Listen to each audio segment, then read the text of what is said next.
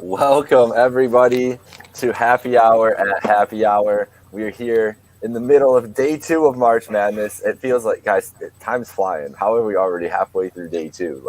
I feel like we just started yesterday. Oh my God, time flies when you're having fun. So I'm here back with Stevie and Meerkat, about to give us the breakdown of the game, the days so far, and the night ahead. We'll give our picks and everything. But first, we want to let you know that Happy Hour Hoops and Trainwreck Sports is brought to you by Manscaped. Manscaped, who is the best in below-the-waist grooming. Manscaped offers precision-engineered tools for your family jewels. They obsess over their technology developments to provide you the best tools for your grooming experience. Manscaped is trusted by over 2 million men worldwide. Join the movement for your below-the-waist grooming needs. Get 20% off and free shipping with the code TRAINWRECK at manscaped.com. 20% off with the code TRAINWRECK. All right, guys, we got to go into it right away because I think both of us, all three of us, I think thought that the Gauchos were going to pull it out there, and that shot was halfway down, bro. It was there. Like you get that angle, you don't get to see the other angle. The first angle you see on that, it looked like it was ready to just drop right in, man. It was tough to see, but I really thought we were getting that upset over Creighton there. I was hoping we could jump on and be all hyped up about it. I know. I was hoping we were going to have another victory lap popping on here in the afternoon, but that was an absolute heartbreak. I mean, they were in it the whole way. They played great, and Creighton's the worst, like one of the worst free throw shooting teams, and they make both at the line to go up 1. Yeah. And now it comes last shot Gauchos, and they had a timeout, didn't use it. They get a great look and just rolls right out. And that, I mean, I only had the Gauchos winning 1 game, but I wanted that win so bad. I loved this team, and it happens in March. They don't always fall. It is. I'm just feeling blessed that I checked my teaser here. Totally forgot. I even put created, and I did the 7-point teaser minus half a point. I'll take it. It would have been nice to see the Gauchos pull the upset. Little excitement going on. I mean, who doesn't want a dog? But Right. I'll take it after that Bonnie's game because I had a lot of faith in Bonnie's, and that the first 10 minutes of that game were unwatchable, and then it's just LSU picked up a little steam. We're playing great defense, and I don't even credit LSU's defense as much as just Bonnie's not being on. I mean, they shot 7 of 30 in the first half. Yeah. As a team, just you're not going to win a basketball game like that. And then they seemed panic coming out at halftime. You're only down. What were they down at half? 9? Yeah, I think it was still single digits. LSU gets a quick 6-0 run to start the half, 5-0 run, and they looked panicked. They were chucking up bad shots, making bad decisions, and you saw what happened. They ended up getting crushed. Well, that's the big thing with these, mid-major schools. They just don't have the athletes that these Power 5 schools have. So you have to come out hot shooting. And when Bonnie starts cold, like you said, they just hit a panic button when they really shouldn't because they're a good team. They've been a good team all year. But LSU's athletes just, they just prevailed. And Cameron Thomas is a monster. He's a freshman, but he is a monster. That guy, I love watching him play. Well, that's the thing. That game in the first half, it was a slog. Like, you could tell they were trying to feel each other out, but neither team could get anything going. And it was Cam Thomas who just kind of decided, he's like, I'm going to make something happen no matter what. And it wasn't anything pretty, but he was getting into the lane. He was getting contact, going to the line a little bit, just trying to make anything happen. And there wasn't, like, Bonaventure just didn't have anybody that stepped up and just tried to go shot for shot. Like, that was kind of a game where you just needed the hero ball guy. Well, that was the thing. LSU did what Arkansas did against Colgate. They just drove. Yeah. They just drove the ball on, the less athletic team and just went to the line over and over and over again. Can't stop it. One game that was real fun for me to watch earlier was the Kansas Eastern Washington game. I mean, I've never even heard of these Groves brothers. I love them, man. I love them. I mean, those kids were electric. They had a pretty big lead at halftime there. I mean, what was it? 8-point lead. They were up 8, yeah. Yeah, I mean, it was exciting. I've never heard of these Groves brothers. That's on me. Not a big Eastern Washington guy. Well, I'm sorry. Yeah, I mean, no. Well, that's the thing, too. These guys, sophomore and a junior, they're back next year. So if they both stay at Eastern Washington, that's a team you can watch out for. But like I said, I mean, I picked Eastern Washington plus 10.5. I didn't dare go money line this time. I was too crazy with Oral Roberts yesterday. I was like, I'll just pick them to cover. And it looked like that was going to smash the whole way. And next thing you know, Kansas is up 12-14 late in the game. And I got a walk-on last-second layup to get from 11 to a 9-point game, and I'll always That's March right Washington. I'll always love Eastern Washington for that. Oh, that saved it. That's March Madness, the epitome of it right there, Yeah. like in a nutshell. Bro, I didn't know Tanner Groves was basically Tim Duncan, like watching this game. Like, he's just throwing banks out of nowhere, like just getting into the paint and just putting up like crazy hooks and everything was working for him. He can shoot the 3-ball too. I think he had 35 points today. Unbelievable. Yeah, but they made a name for themselves. So the Groves definitely, if they stay at Eastern Washington next year, they could actually make that team very legit.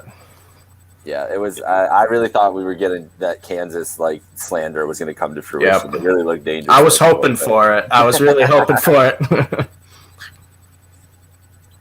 What about Colorado too, coming out of just absolutely raining bombs? I mean, it just didn't stop. That was nuts, crazy. I was like, I like Colorado today. Then I talked myself out of it, and then I got talked into taking Georgetown after I said I'm just going to avoid this game completely. Right. And I'm like, well, it was over before it started, even. Bro. Yeah, literally. Well, Jake, I think you and I we thought Colorado could make a sneaky run in this tournament. Yeah. Just the way they, match up. They can shoot it from outside. They don't turn the ball over. They're a great free throw shooting team. Everything I like in a team to make a run, that's Colorado. And they're not going to shoot 64% from 3 every game. But it was so much fun to watch today, especially because so many people are on Georgetown. And I was like, I don't think people are respecting Colorado enough today. So that 3-point barrage, that was a lot of fun to start the day off with. I took the 5.5 because I thought Georgetown would at least like keep it close and maybe hang around there, but I thought Colorado would end up winning. But Colorado just was like, nope, we're showing them something here today. Yeah, and now, and the way Florida State looked against UNC Greensboro too, like Colorado might be able to get right past. Hey, what's good? We got Ty V flying in off the top rope here. How we doing, buddy? Well, I don't know. I haven't even watched any of the games today. I've been at work all day. But I looked at my phone. I'm in the 85th percentile in brackets. Is that good? That's good. Yeah, that's solid. Is 85th percentile good? I think it's good when you go. Yeah, I'm pretty sure. My only big mess up is Ohio State, and obviously I think that killed a lot of people. Yeah, same here. Didn't kill me. Didn't have him wing at all either way. Yeah. Yeah. Oh my God, USC is so fun to watch. I'm sorry, I keep looking away, guys. Oh. I just wanted to bring that up. Basketball, I can. I mean, I was hyping him up this morning. I've been hyping up. Obviously, he doesn't need hype up. Everyone knows the hype with him, but watching him play basketball is an absolute delight. Right now, he's got 13, 8, and 3 blocks after that first half.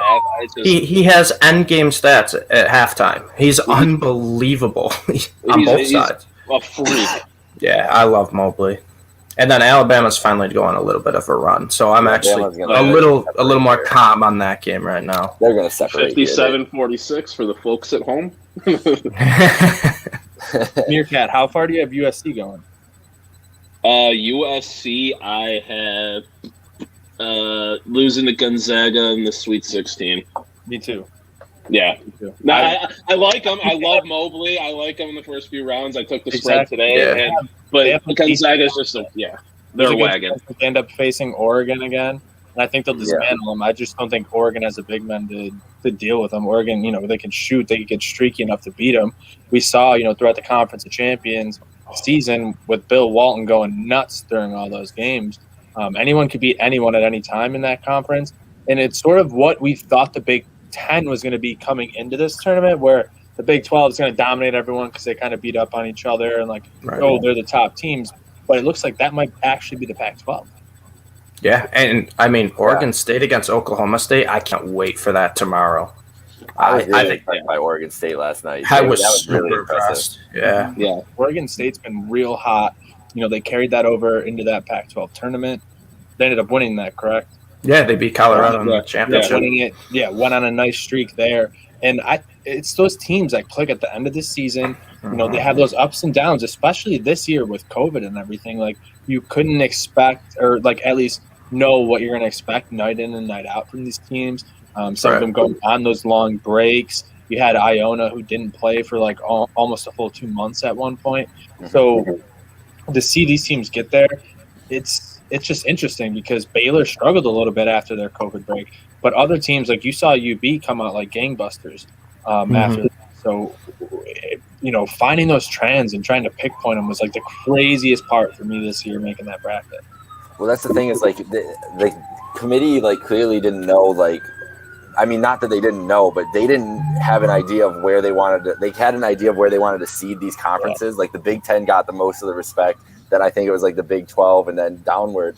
And we've kind of seen, like, that with the lack of, like, crossover with these games has kind of hurt them with the seeding because Colorado – I think we could agree, like, did not look like a 5 seed today. Like, They looked like they should have been one of these higher seeds. And a team like Kansas, who just gets that respect no matter what, and they were in what was perceived as a tougher Big 12, they get a 3 seed, and they did not, like, I didn't think that they were a 3 seed all year even, and let alone they really didn't show it today again. So it's just like we're getting such weird seeding just because they were just kind of like literally just throwing shit at the wall trying to decide which conference was better than the other because we just didn't get those games like we usually do.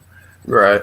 And I think, like Ty said, the Big 12's just slept, or the Pac-12's just slept on right now because for sure. Colorado, I love USC as well, and Oregon, they could give Iowa a challenge, I think. I would love to see USC versus Iowa so we could see Mobley versus Garza, but Oregon, they could upset Iowa too. I'm not sleeping on any of the Pac-12 teams, and I might have to take the points with Oregon State tomorrow, just the way they've been playing against Oklahoma State.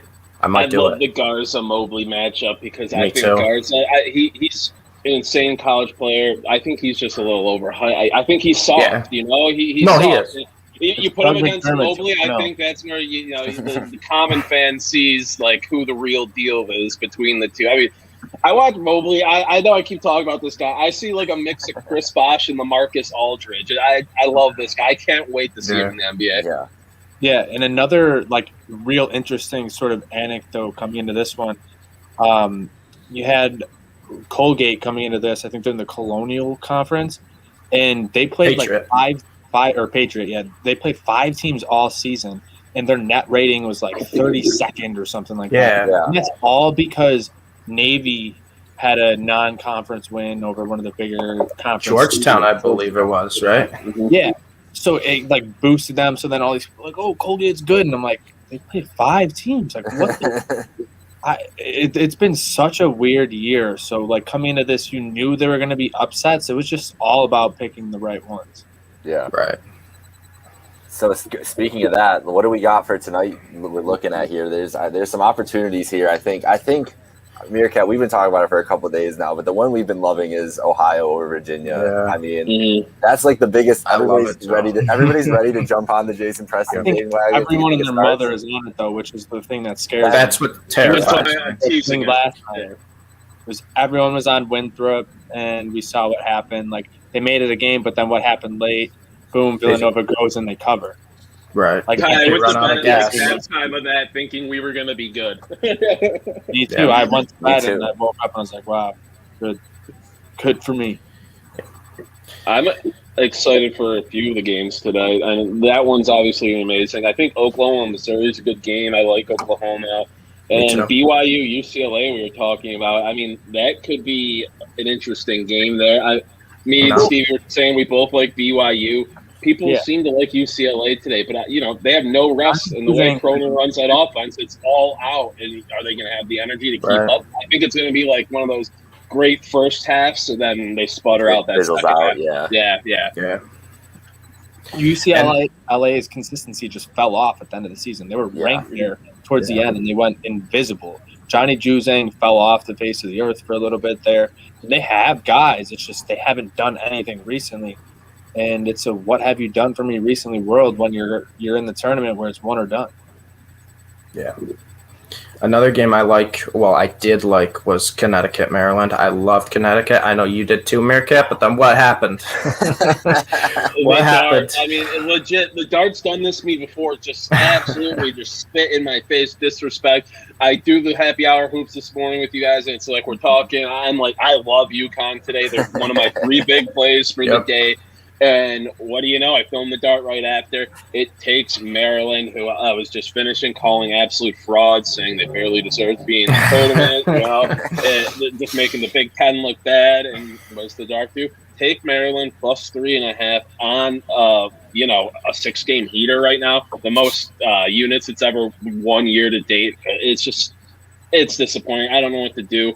I'm supposed to bet everything. The dart takes time. I'm invested in UConn today, boys. You could get that. You could get that sweet spot though. Like if it's you get the UConn money line, you could get that sweet spot right there. I just don't think that even happens. If Maryland wins today, I might shave my mustache and just like, I don't know. Yeah, it looks like Bama's going to finish that one off now, boys. Yeah, they gave me a scare for a while. Nate's got a nice jacket on today too. He's flexing on everybody today with that one. I'm rolling with Oregon tonight, bro. Like I like that pick. I like that pick a lot. I'm so glad that's the nightcap because I think that's going to be like one of the best games we've had in the first round. Like those teams match up really well together. Yeah, that's going to be a fun one to watch. I think Oregon could be a sneaky-ish type of team. VCU, I mean, we've seen them do stuff in the tournament years past, so people like to take them as an underdog, I just don't see it this year. I think Oregon's sound enough. I think they're fast enough. I think they're going to be good tonight. I'm not taking them to cover, but I have their money line on the thing. I got them +2 on a teaser, so I like them tonight.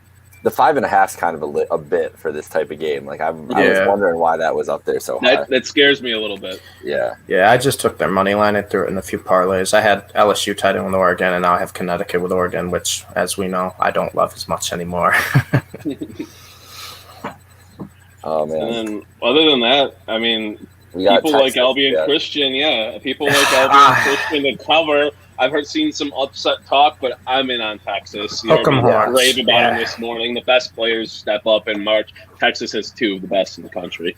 I love Texas. I think Texas has one of the best starting 5s of any team in college basketball. They're balanced top to bottom. They can shoot.